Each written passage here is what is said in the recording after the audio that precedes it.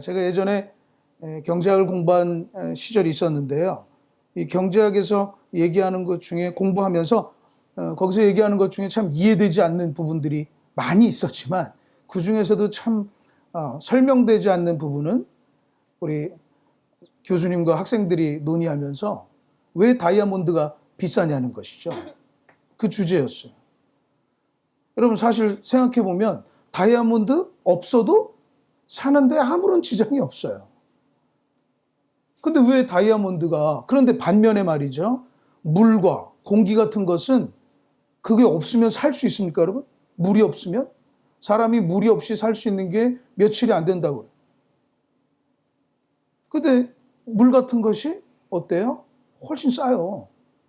아니, 다이아몬드는 없어도 사는 것인데 비싸고, 물은 없으면 못 사는 것인데 싸다는 것이죠.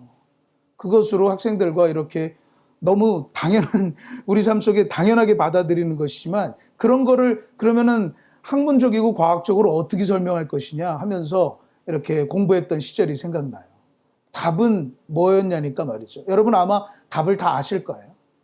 왜 여러분 꼭 필요한 물 같은 건 싸고 왜 필요도 없는, 사실 거기에도 저항하시는 분이 계실 텐데요.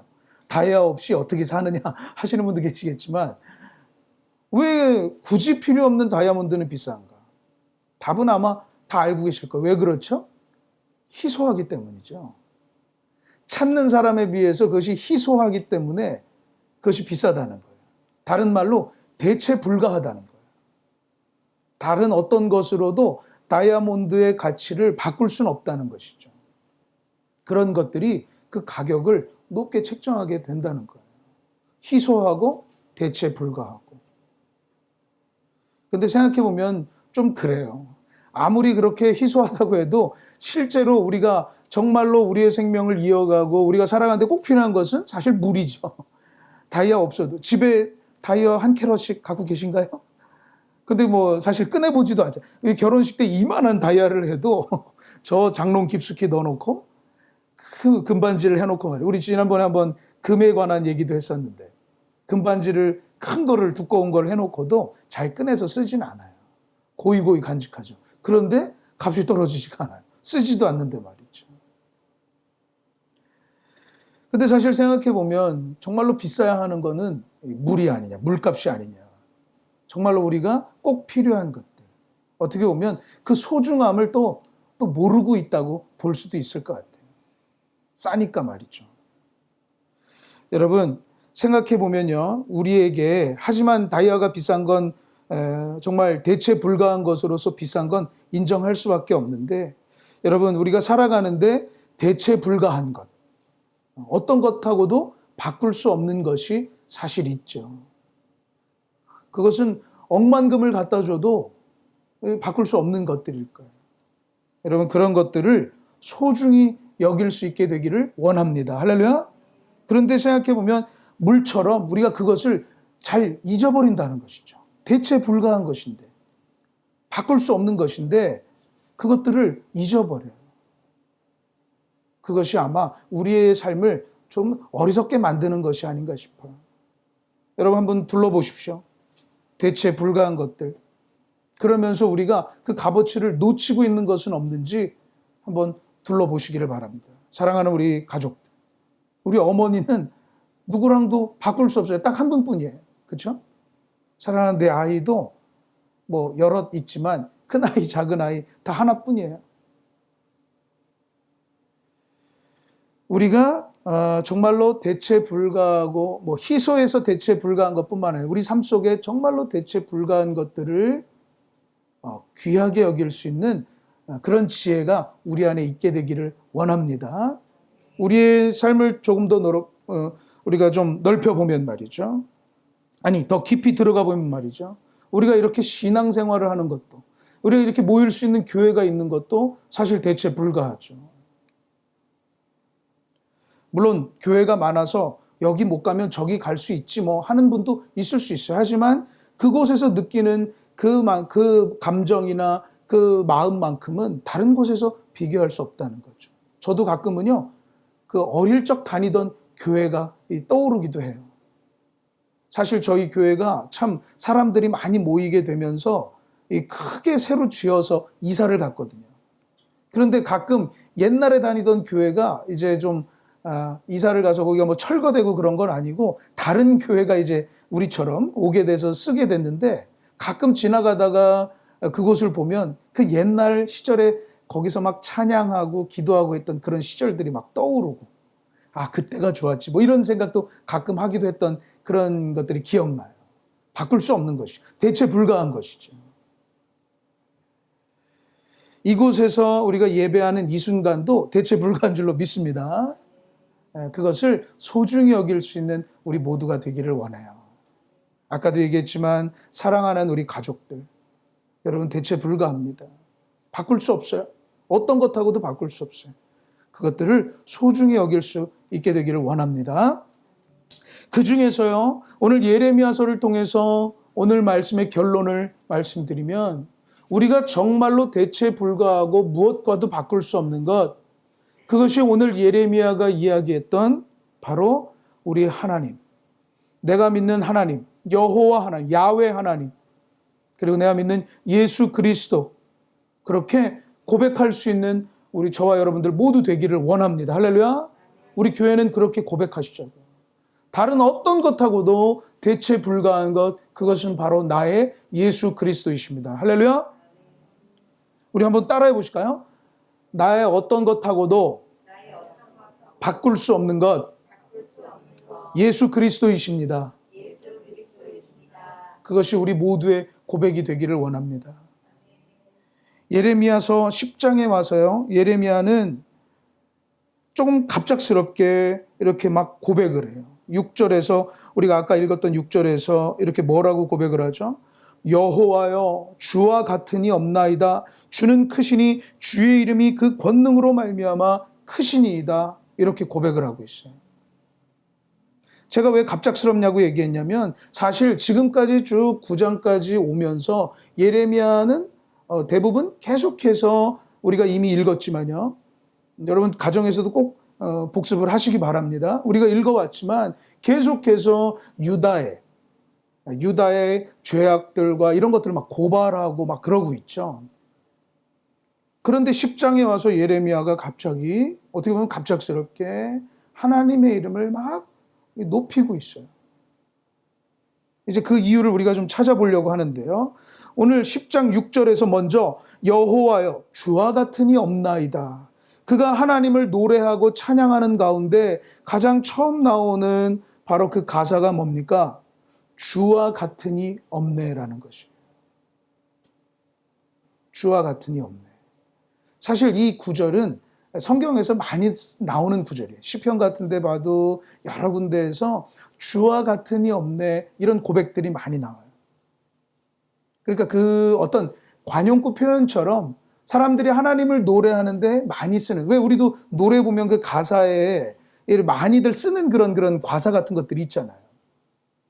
그런 것처럼 주와 같으니 없네라는 표현들이 여기저기에서 하나님을 노래하는데 많이 쓰이는 관용구처럼 나온다는 것이죠. 그것은 달리 말해서 하나님을 찬양하고 하나님을 노래하는 어떤 가사말보다 많은 사람들이 사랑하고 그것을 통해서 신앙을 고백했던 가사라는 것이죠. 그리고 오늘 아까도 결론이라고 말씀드렸는데, 바로 이 말이, 이 구절이 우리의 고백이 되기를 원한다는 것이죠. 할렐루야. 우리 교회의 고백이 되기를 원한다는 것입니다. 주와 같으니 없네. 우리 찬양에서도 주와 같으니 없네라는 이런 걸 찾아보면, 사실 요즘 만들어지는 찬양 속에서도 저 옛날 이스라엘 사람들의 그 노랫말뿐만 아니라 오늘 만들어지는 찬양 속에서도, 오늘날 만들어지는 CCM 속에서도 많은 사람들이 쓰고 있어요. 주님과 같은 분 없다. 외국도 마찬가지예요. 이것을 이제 영어로 표현하면 There is none like you. 그래서 영어 찬양들을 찾아봐도 There is none like you. 주님 같은 분 없네 라는 표현들을 많이 우리가 찾아볼 수 있어요. 오늘 예레미야에서 예레미야 선지자가 말이죠, 여호와여, 주와 같은 분 없습니다. 7절 마지막 우리가 읽었던 말씀에서도 주와 같은 이가 없음이니이다, 이렇게 얘기하는데, 사실 이 내용을 조금만 우리가 좀 찬찬히 우리가 좀 분석을 좀 해보면요, 주님과 같은 분 없다. 오직 주님이 대체 불가이시다. 이렇게 이제 표현을 하고 있는 거잖아요. 그런데 그가 왜 주님과 같은 이 없다. 오늘 10장에서 우리가 좀 그 내용을 조금만 분석하듯 찾아보면요. 첫 번째는 주님과 같은 분 없다라는 것이 사실 많은 우상들과 이렇게 대비해서 표현을 하는 것인데, 사람들이 섬기는 신이 많다는 거죠. 각자마다 다 신이 있어요. 그런데 그 어떤 것도 주님과 대체할 수 없다. 주님 같은 것은 없다. 이렇게 얘기하면서 첫 번째로 뭐냐면, 다른 우상들은 사람이 만들어냈다는 것이죠. 사람이 만들어냈다. 우리 여러분 3절과 4절로 한번 거꾸로 올라가 볼게요. 3절 4절입니다. 펴놓고 계시죠? 한번 읽어보겠습니다. 시작. 여러 나라의 풍습은 헛된 것이니 삼림에서 벤 나무요 기술공의 두 손이 도끼로 만든 것이라. 그들이 은과 금으로 그것에 꾸미고 못과 장도리로 그것을 든든히 하여 흔들리지 않게 하나니. 그렇죠. 오늘 주와 같은 이 없네라고 노래하면서 예레미야 선지자가 왜 주님과 같은 분이 없나, 왜 대체 불가인가, 이것을 좀 우리가 좀 말씀 속에 찾아보는 게 첫 번째로, 다른 우상들은, 다른 신들은 바로 다 사람이 만들어낸다는 것이죠. 그것을 어떻게 표현합니까? 산에 가서 도끼 가지고 와서 그냥 나무를 베가지고 그것으로 깎아가지고 그냥 우상덩어리처럼 만든다는 거죠. 실제로 또 그랬어요. 그리고 그 나무가 썩지 말으라고 어떻게 해요? 볼품이 없으니까, 나무로만 볼품이 없으니까 거기다가 사람이 만든 은칠과 금칠을 한다는 것이죠. 그래서 집집마다 그런 우상들을 섬기는 일들을 했다는 것이죠. 그리고 못과 장도리로 책장 올려놓은 데서 넘어질까봐 그것을 막 못으로 고정을 시키고, 결국 사람이 만들어낸 우상들이라는 거죠. 그런데 그 반면에 주와 같은 분은 없네. 그가 얘기하고 있는 건 뭡니까? 하나님은 어떤 분이라는 거죠? 스스로 계신 분이라는 거죠. 스스로 계신 분. 여기서 여러분들은 딱 모세를 떠올릴 수 있었어야 돼요. 모세가 떨구나무 아래에서 하나님을 처음 만날 때, 하나님 누구십니까? 당신 누구십니까? 물어볼 때 하나님이 스스로 소개하기를 I am who I am, 나는 스스로 있는 자다, 이렇게 표현을 하죠. 하나님 스스로 계신 분이라고 얘기하고 있어요. 여러분, 여기에 주와 같은 분 없네. 결정적인 차이가 있는 것이죠.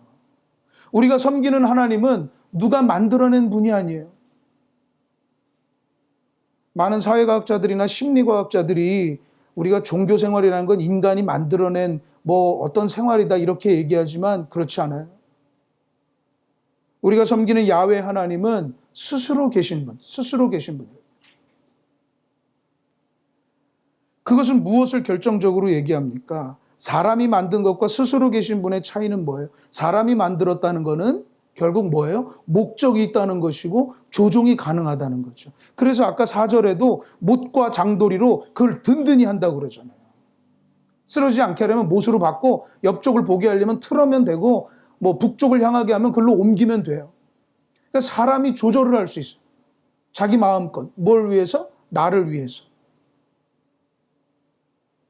그래서 우상들은요, 동쪽에서 보면 북쪽을 바라보고 있고, 그 북쪽을 바라보고 있는 것을 서쪽에서 보면 오른쪽을 향하고 있고, 다 보는 방향이 다 다른 거예요. 사람이 만들어낸 것이 사실 다 그런 것이죠. 최근에 들려오는 소식들이나 뉴스를 보면 참 사람들이 만들어낸 이 법도 그래요. 법이라는 것도 사실 우리가 법치국가 하잖아요. 왜 우리가 여러분 성문법이라는 걸 만들어냅니까? 옛날에는 왜 법치국가라는 게 사실 왜 중요하냐면, 옛날에는 마음대로 했다는 거예요. 법이라는 것은 마음대로 하지 못하게 하려고 하는 것이에요. 왕이 말이죠, 신하들을 불러놓고 제 마음에 안 들어. 여러분 왜 옛날에 유명했던 궁예, 이런 후고구려의 궁예 같은 이런 드라마 같은 거 보면 누가 기침 소리를 내었는가 이러면서 그냥 저자를 철퇴로 죽여라, 이렇게 얘기하잖아요. 자기 얘기하는데 기침 소리 냈다고 그냥 그 자리에서 막 죽이고 하잖아요. 마음에 안 들면 그러는 거예요. 하지만 법을 만들어서 법치국가, 그것이 이제 오늘날 우리가 살아가는 나라인데 왜 그렇게 해요? 아무리 권력자라도 자기 마음대로 그렇게 할 수 없게 한다는 거예요. 그래서 이제 법률가들을 세워서 법률을 따져보고 하는 것이죠. 그런데 아무리 법을 세워놔도 법도 말이죠. 사람들이 해석하기 나름이에요. 사람이 만든 것에는 그러니까 뭐 하나 이렇게 고정된 것이 아니라 다 자기 식대로 해석을 해서 물론 그것을 다투어서 이렇게 하는 거지만 말이죠. 그리고 아무리 아직 다퉈보지도 않은 사람을 그냥 죄인 취급하고 이제 다퉈봐야 될 사람을 그냥 막 온통 이 사람이 죄인 맞네 하면서 막 하고 말이죠. 거기에서 막 억울해서 때로는 막 스스로 목숨을 끊고 하는 일들도 있잖아요. 아무리 법이 있어도 말이죠. 법의 보호를 받지 못하는 그런 상황들도 충분히 있다. 사람이 만들어낸 것은 다 그렇다는 것이죠. 물론 그렇다고 우리가 법을 우습게 여길 필요는 없습니다. 그것이 최소한의 것이니까요. 하지만 사람이 만들어내고 하는 것은 한계가 있다는 것이죠. 다 자기 식대로. 같은 사건을 봐도 누구는 이렇게 누구는 저렇게. 그것을 뭐 세계관이고 가치관이라고 하지만 거기에 따라서 많은 것들이 흔들리고 요동을 치게 되는 것이죠. 하지만 예레미야가 지금 주와 같은 이 없다라고 얘기하는 건 뭡니까? 하나님은 사람의 손에 움직이시는 분이 아니에요. 하나님은 스스로 계신 분으로서 오로지 사람들에게 하나님의 말씀을 전해주시면서 그 안에서 우리가 서 있기를 원하시는 분이시죠. 그것이 다른 우상들과 결정적으로 차이가 나요. 그러므로 우리의 신앙생활도 우리의 신앙생활 속에 주와 같은 분 없네라는 것은요. 내 식대로 하나님을 끌고 오는 게 아니라 하나님께 나를 맞춰가는 삶이에요. 그래서 제가 늘 강조했지만 신앙생활은 회개에서부터 시작한다는 것이죠. 신앙생활이 변질되고 교회가 뭔가 문제가 생기고 하는 건 뭡니까? 다 나를 위해서 하나님을 끌고 올 때 그렇게 된다는 것이죠. 신앙생활이 되질 않는 거예요. 가만히 보면 여러분 다른 사람 얘기가 아니라 부끄럽지만 우리의 얘기잖아요. 막 시험이 닥치고 뭔가 문제가 생길 때는 어떻게 해요? 하나님 도와주세요. 그러다가 뭐 좀 이렇게 살기 변화하고 하면 또 언제 그랬냐는 듯이 몰라요. 이번 주말에는 좀 그냥 좀 한번 쉬어볼까?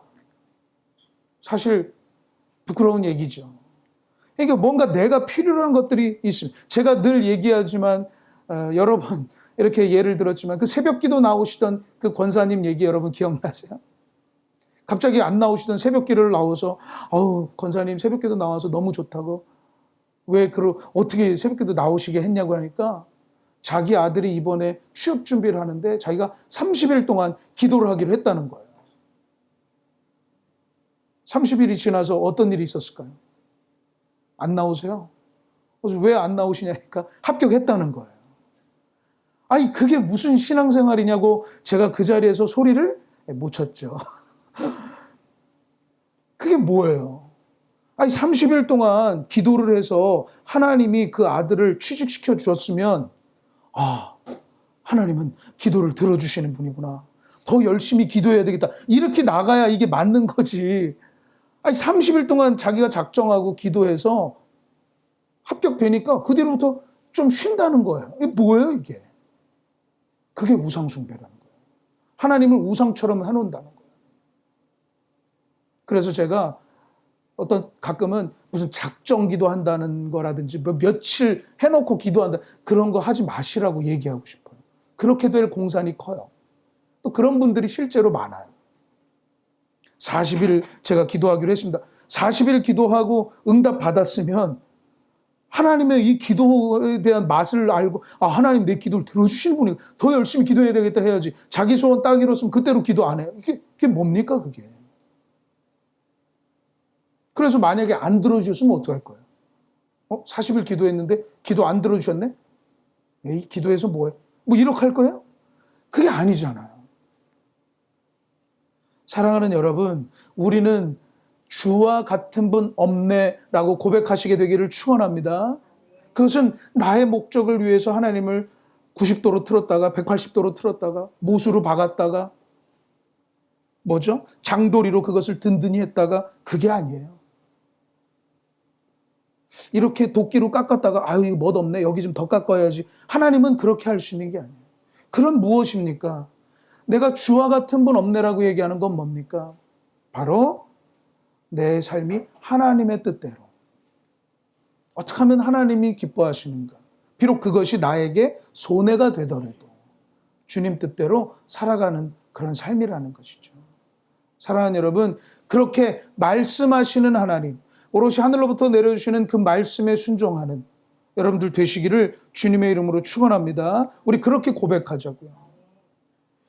또 한 가지 주 같은 분은 없네라고 얘기하는 것은 첫 번째는 뭐였죠? 사람이 만든 것에 비하는 스스로 계신 분이라는 거였죠. 또 한 가지 뭐냐면요. 바로 우상은 어떤 화나 복도 내려줄 수 없다는 것이죠.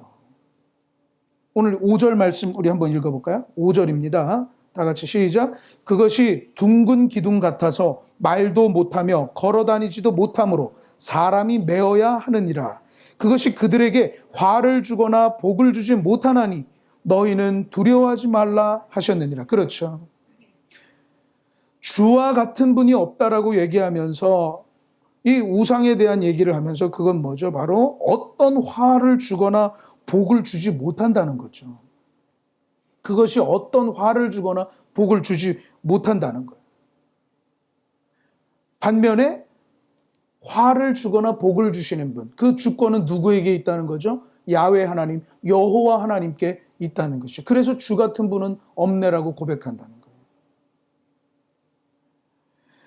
사실 우리가 많은 미신들을 참 문화 속에 살고 있죠. 그것은 사실 우리나라뿐만 아니라 어느 나라나 그래요. 뭐 서양 사람들이 이성적인 사람들이다. 뭐 우리가 옛날에는 뭐 그렇게 생각했지만 그렇지 않더라고요. 다 사람들에게는 이 종교성이 있어서 그런 것들을 계속해서 생각을 해요. 예컨대 여러분 외국에도 뭐 머피의 법칙 같은 말들이 있지 않습니까? 꼭 우산을 안 들고 맨날 들고 나가다가 안 들고 나가면 비가 오고 뭐 이런 얘기들 뭐 하잖아요. 외국에도 이제 뭐 미국에도 메이저리그가 이제 개막을 했는데 관중 없이 말이죠. 이 선수들도 보면은 뭐 속옷을 뭐 파란색을 입고 뭐 빨간색을 입고 뭐 이런 게 한번 걸리면 우리가 흔히 징크스라고 하는데 꼭 파란색만 입어야 뭐 시합이 잘 된다. 이런 선수들 꽤 많더라고요. 동서양을 막론하고 아니 동서고금을 막론하고 사람들에게는 다 그런 마음들이 있죠. 근데 그런 것들이 화를 주거나 복을 주거나 우리는 특히 사실 우리가 이제 반도 국가이고 저는 이제 우리가 바닷가에 가까이 살아서 바닷가에 사는 우리 성도도 있지만 사실 그런 것들이 참 자연과 재해에 관련돼 있기 때문에 그런 미신들이 많이 횡행했어요. 우리도 참 그런 미신의 영향 속에 많이 살죠. 심지어 제가 교회를 이사할 때도 말이죠. 그 이사하는 그걸 쓰는데 여기가 교회군요 이러면서 이따 이사하겠습니다 그랬더니 그날은 안 된대요. 그래서 왜 그러시냐니까 손 없는 날이래요. 아니 교회를 이사하는데 목사님을 앉혀두고 그 사람이 이날은 손 없는 날이라 그러신다고 그 얘기를 하고 있더라고요. 그래서 제가 웃으면서 저기 사장님 제가 목사입니다 이렇게 얘기해요. 목사님 그래도 안 돼요 뭐 이러면서 얘기하더라고요. 얼마나 이제 뿌리 깊이 우리가 그런 문화권에 사는가 참 웃었는데 에피소드죠. 우리는 그런 거 신경 안 쓴다고 뭐 얘기하는데도 그런다. 알고 보니까 왜 목사님에게 그런 얘기를 하냐니까 말이죠. 비싸다는 거예요. 이사비가 훨씬 비싸다는 거예요. 손 없는 날 하면. 제가 한번 설명드렸죠. 왜 손 없는 날, 9일, 11일, 왜 그런가. 월요일 이틀은 무슨 신, 화요일 이틀은 이렇게 하면서 하는데 사람들이 그날만 이사해서 그날은 물량이 많아가지고 훨씬 비용이 비싸요. 그래서 그거 없는 날 하면은 싸다는 거예요. 그래서 저한테 그런 얘기를 했더라고요. 우리나라 사람들이 그렇다는 것이죠. 그런데 주와 같은 분 없네라는 고백 속에 그들이 화를 주거나 복을 주지 못한다는 것이죠. 그래서 왜 그런가 했더니 바로 그 다음에 그 비결이 있어요. 두려움이죠, 두려움. 성경은요, 그 모든 것이 왜 그런가 다 알고 있어요. 왜 우상 앞에 가서 뭐 손 없는 날이니 뭐 그런 것들, 왜 속옷을 파란색을 입니, 왜 그런 겁니까? 두려움인 것이죠. 그렇게 안 하면 어떻게 될까 봐. 두려움이라는 건 사실 막연한 거죠. 여러분, 바이킹을 타고 안전벨트를 다해서 절대 떨어지지 않아요. 근데 왜 거기에서 스릴을 느낍니까? 그게 열릴까 봐, 떨어질까 봐, 그러다 나 어떻게 다칠까 봐. 일어나지 않아요. 근데 막연한 그런 것들이 두려움을 만들어내죠. 그래서 우리가 미신이라는 것, 우상이라는 것은 그런 막연한 두려움들을 건드리는 거죠. 어떻게 보면 사실 선수가 속옷을 파란색을 입든 빨간색을 입든 그게 안타를 치는 거랑 무슨 상관이 있습니까?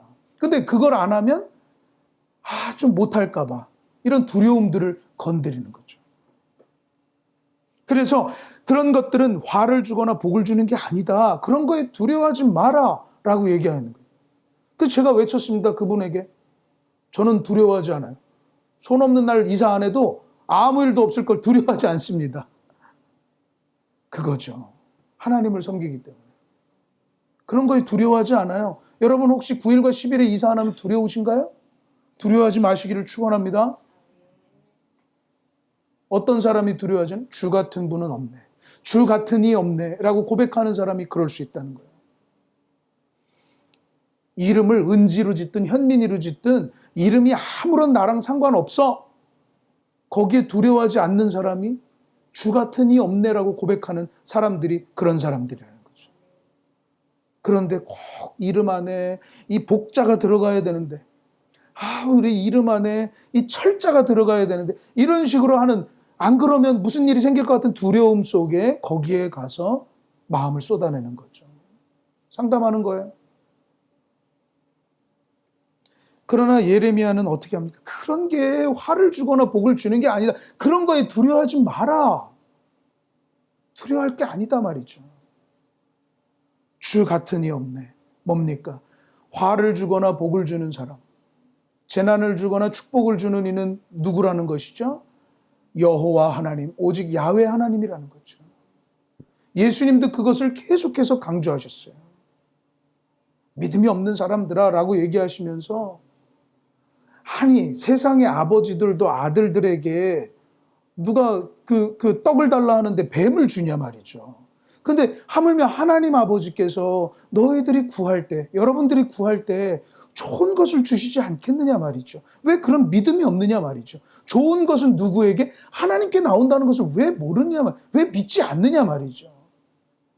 예수님이 답답해서 얘기하셨던 것 같아요. 다시 한번요. 아니 세상에서 아들들이 아버지 나 떡 줘요. 그럼 어떤 아빠가 여기서 떡 말고 여기 있다 하면서 독사를 주겠어요. 뱀을 주겠어요. 그런데 하늘에 계신 하나님이 우리의 아버지신데, 우리를 지으신 창조주이신데, 스스로 계신 분이시고 그것을 통해서 창조하신 분이신데, 왜 하나님께 구할 때 하나님이 좋은 것으로 주시지 않겠느냐 말이죠. 왜 그걸 의심하느냐 말이죠. 그리고 왜 하나님께 구하지 않고 엉뚱한 데 가서 구하고 있느냐 말이죠. 주님 같은 분은 없다. 하나님은 벌도 복도 내리시는 분이십니다. 할렐루야. 예레미야는 그것을 얘기하고 있어요. 주와 같은 이 없네. 오직 하나님은 우리에게 축복도 때론 체벌도 주시는 분. 그것이 하나님의 권한이고. 왜요? 그 모든 것을 하나님께서 만드셨기 때문이죠. 우리 10절로 한번 가보실까요? 10절로. 10절 말씀 우리 다 같이 한번 읽습니다. 시작. 오직 여호와는 참 하나님이시오 살아계신 하나님이시오 영원한 왕이시라. 그 진노하심에 땅이 진동하며 그 분노하심을 이방이 능히 당하지 못하느니라. 아멘. 그렇죠. 하나님은 살아계신 하나님이시고 영원한 왕이시고 모든 것을 지으신 분이세요. 모든 것을 지으신 분. 그래서 생사화복, 모든 축복과 모든 벌도 하나님의 권한 안에 있다는 것이죠. 사실 여기에서 참 중요한데, 하나님이 체벌을 하실 수도 있는 분이라는 거죠. 벌을 주실 수도 있는 분이에요. 참 우리가 여기에 많은 고민이 있죠. 하나님이 지금 나에게 벌 주시는 게 아닌가? 축복도 주실 수 있으면 벌도 주실 수 있는 게 아닌가? 맞아요, 여러분. 하나님 징벌하실 수 있어요. 근데 놀라운 사실은 여러분 뭔지 아세요? 그 징벌을 다 한 사람에게 감당했어요. 그게 누굽니까? 예수 그리스도. 하나님이 우리에게 내리고 싶은 모든 징벌을 예수 그리스도의 십자가에 쏟아 부으신 거예요. 다 거기에 부으신 거예요. 그러므로 우리는 거기에서 자유할 수 있다는 거예요. 놀라운 일이죠. 그러니까 하나님이 벌을 안 주시는 게 아닌 거예요. 하나님은 벌 주세요. 그러니까 십자가에 못을 박을 때는 우리에게 있는 모든 죄악들을 하나님께서 못 박으시는 거죠. 어떻게 그럴 수 있니, 땅? 어떻게 거기서 그랬어, 땅? 그렇게 어떻게 거짓말을 해, 땅? 십자가에 모두 못 박으신 거죠. 징벌이 없는 게 아니에요. 그러므로 우리는 예수 그리스도의 십자가를 의지할 수밖에 없는 것이죠. 할렐루야. 그것을 통해서 구원을 이루어가죠. 우리가 벌에 대한 건 이제 다음번에 한번 그 주제를 얘기하지만요. 십자가와 관련해서 하나님은 축복도 주시는 분이라는 걸 잊지 마시기를 축원합니다. 좋은 것으로 주세요. 하나님이 벌도 십자가 주시지만 축복도 주신다는 걸 깨달을 때 모든 두려움도 사라집니다. 제가 그랬다고요. 손 있는 날 하겠습니다. 손 없는 날이 아니라 저 이사 손 있는 날 하겠어요? 물론 싸서 그랬습니다. 값이 좀 싸서 그랬어요. 하지만 그런 게 전혀 문제가 되지 않아요. 왜요? 주 같은 분은 없기 때문이죠. 모든 축복이 주님께 있기 때문이죠. 할렐루야. 예레미야는 그것을 고백하고 있고, 이 예레미야와 같이 주 같은 분 없네, There is none like you 라고 고백하는 모든 이들이 그런 두려움에서 해방이 되는 것이에요. 그리고 그렇게 고백했어요. 그 두 가지만 보고자 하는데요. 여러분 정리해보면 뭐라고요? 우상은 사람이 만든 것이, 사람 마음대로 조종해요. 자기 목적을 위해서 이용해요. 그리고 어떤 화나 복도 준다는 것, 그것은 다 두려움을 조장해서 만들어내는 일들이에요. 하지만 주 같은 이 없네라고 고백한다는 건 뭡니까? 우리가 섬긴 하나님이 스스로 계신 분이고, 우리 모든 정말 성도들이, 모든 사람들이 하나님의 뜻대로 살아가기도록 말씀을 주시는 분, 그걸 통해서 진정한 신앙생활과 진정한 기쁨과 행복이 회복되게 하시는 분이시고요. 그리고 모든 벌과 축복도 생사화복도 하나님의 주권 안에 있다는 것. 그러므로 우리가 말도 안 되는 두려움에서 우리를 해방하게 하시는 것이죠. 그것이 바로 주와 같으니 없네라는 뜻이에요. 사랑하는 여러분, 우리가 이렇게 주 같으니 없네 매일매일 고백하시게 되기를 축원합니다. 그렇게 고백하는 우리 모두가 되기를 원합니다. 마지막으로 한 가지만 더 생각해 보면, 예레미야가, 우리 처음으로 돌아가서요. 아까 예레미야가 좀 갑작스럽게 이렇게 고백을 한다고 했는데, 예레미야가 지금 이 노래하고 있는 이 상황을 좀 한번 마지막으로 보시자고요. 여러분, 예레미야가 1장에서 자기가 선지자로 부름을 받고 2장에서부터 9장까지 계속해서 우리 계속 봐왔잖아요. 계속 책망하고 어떻게 이럴 수 있느냐고, 심지어 간음한 자라고 배신자라고 막 얘기하면서 그들을 책망하고 있잖아요. 사실 우리가 지난주에 내 백성을 위하여 울었다 얘기하면서 우리도 기도라는 눈물을 흘려야 된다 얘기했지만, 사실 하나님은요, 예레미야에게 너 그 백성을 위해서 기도하지 마라고 얘기하고 있어요. 기도도 하지 마. 막 하나님의 분노가 가득 차가지고 기도도 하지 마. 막 이렇게 얘기를 했던 것이죠. 그런 상황 속에서 예레미야는 지금 살아가고 있는데, 예언을 하고 있는데, 그는 갑작스럽게 여호와여 주 같은 분 없네라고, 주 같은 이 없네라고 노래를 하고 있는 거죠. 저는 이런 상황들이 마치요, 세상 모든 사람들이 그 하나님을 모르고 주 같은 이 없네라는 내용을 모른 채로 우상을 섬기고 있을 때, 오직 예레미야만이 그럼에도 불구하고 노래하고 고백하고 외치고 있는 것처럼 들린다는 것이죠. 그 내용도 내용이거니와 그가 이렇게 노래하고 있는 지금 이 상황은 사람들이 다 하나님을 몰라. 다 하나님을 배반해. 주 같은 이 없네? 주 같은 것들 많아. 주 같은 우상 많아. 라고 얘기하고 있는 세상 속에서 그렇게 고백하고 있다는 거죠. 그러니까 이것은 예레미야의 어떤 외침이고 그만의 어떤 경배였어요. 모든 나라, 모든 세상 사람들이 다, 야, 여호와 하나님 같은 우상 많어. 야, 그거 별거 아니야. 거기 교회만이 기쁨이 있어? 교회에서만이 행복이 있다고? 뭐 여기도 다 행복 있는데? 여기도 다 기쁨이 있는데? 너무 즐거운데 재밌는데? 라고 얘기하는 상황 속에 나오는 거라는 거죠. 여러분 감이 잡히십니까? 우리가 지금 예레미야와 함께, 예레미야와 함께 거기서 주 같은 이 없네라고 얘기하자는 것은 바로 그런 세상 속에서 예레미야처럼 외치고 예레미야처럼 경배하자는 것이에요. 실제로 그렇죠. 많은 사람들이 이제 교회에서 얻는 행복보다 더 좋은 행복들을 찾아서 여기저기 떠나고 있어요. 더 재미있는 기쁨들을 찾아서 더 재미를 찾아서 하고 있어요.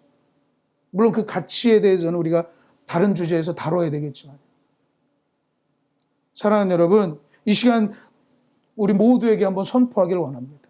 세상 많은 사람들이 하나님을 예배하고 교회에 모이는 것, 이것 외에 다른 기쁨과 재미를 찾는 것, 그것만큼도, 그러면서 심지어 교회를 비난하고 너는 왜 거기 왜 가니? 라고 얘기하는 세상 속에서도 사랑하는 여러분, 주 같은 이 없네.